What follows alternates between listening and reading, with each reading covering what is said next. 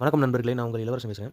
இன்றைக்கி நம்ம என்ன பார்க்க போகிறோம்னா, உருளைக்கிழங்கு பயிரில் ஏற்படுற முன்கருகள், பின்கருகள், லேட் பிளேட், ஏர்ல் பிளேட் சொல்லுவாங்க. அதை பற்றி நம்ம தெரிஞ்சுக்குவோம். அது எப்படி உருவாகுது, அதனால் நமக்கு பயிர்களுக்கு என்ன சேதம் ஏற்படும், அதை எப்படி நம்ம கண்ட்ரோல் பண்ணுறது, இதை பற்றி முழுக்க முழுக்க நம்ம தெரிஞ்சுக்குவோம். முன்கருகள், பின்கருகள் வித்தியாசம் பார்ப்போம். இப்போ முன்கருகள் வந்து ஏர்லி பிளேட்னு சொல்லுவாங்க, பின்கருகள் வந்து லேட் பிளேட்னு சொல்லுவாங்க. இந்த முன்கருகள் பார்த்தீங்கன்னா, இலையோட பின்னாடி பக்கம் கருக ஆரம்பிச்சு அப்படியே கண்டிப்பாக இலை ஃபுல்லாக கருக ஆரம்பிக்கும். இதே வந்து பின்கருகள் பார்த்தீங்கன்னா, இலையோட ஓரத்துலேருந்து கருக ஆரம்பிச்சு ஃபுல்லாக கருக ஆரம்பிச்சிடும். இதை வந்து நம்ம சரியாக கவனிக்காமல் இல்லை மருந்தடிக்காமல் விட்டோம்னா அப்படியே தண்டு பகுதி வரைக்கும் போய் ஃபுல்லாக செடி ஃபுல்லாமே காஞ்சு போயிடும்.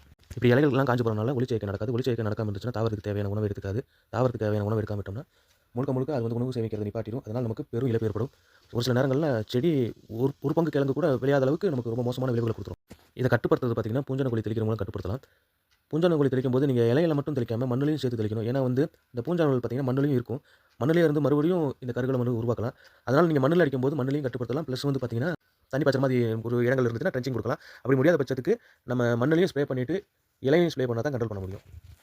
ஃபஸ்ட்டு டோஸாக வந்து பார்த்தீங்கன்னா, காப்பர் ஆக்சிக்ளோரைடு ஒரு 50 கிராம் 10 லிட்டர் தண்ணிக்கு, கூட வந்து ஹெக்ஸாகோனசோல் ஒரு 20 மில்லி 10 லிட்டர் தண்ணிக்கு, சல்பர் வந்து பார்த்தீங்கன்னா ஒரு 20 கிராம் ஒரு 10 லிட்டர் தண்ணிக்கு, அந்தளவு கொடுத்தீங்கன்னா மொதல் டோஸில் இதை நம்ம கண்ட்ரோல் பண்ணலாம்.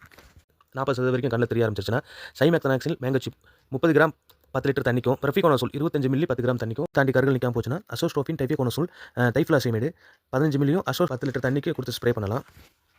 சிவிரா அதிகமாக தென்படுச்சுன்னா டைமெட்டாஃப்மர்ஃப் 10 கிராம் 10 லிட்டர் தண்ணிக்கும், கூட வந்து பிரஃபிகோனசோல் 25 மில்லி 10 லிட்டர் தண்ணிக்கும் கலந்து ஸ்ப்ரே பண்ணிங்கன்னா இதை ஃபுல்லாக கண்ட்ரோல் பண்ணிடலாம். அந்த நோயோட அறிகுறி ஒரு 30% இருந்துச்சுன்னா முதல் டோஸும், இல்லை 40% இருந்துச்சுன்னா 2வது டோஸும், 50% இருந்துச்சுன்னா 3வது டோஸும், ஒரு 70% இருந்துச்சுன்னா 4வது டோஸும் கொடுக்குறதுனால உங்களால் மருந்து செலவு குறைக்க முடியும். இந்த நோயை கட்டுப்படுத்தி நிறைய மகசூல் எடுக்க முடியும். இந்த வீடியோ பிடிச்சிருந்தா லைக் பண்ணுங்கள், ஷேர் பண்ணுங்கள், கமெண்ட் பண்ணுங்கள். நிறைய வேளாண் செய்தியை பற்றி தெரிஞ்சுக்கணும் உழவன் உலகம் சேனலுக்கு சப்ஸ்கிரைப் பண்ணுங்கள்.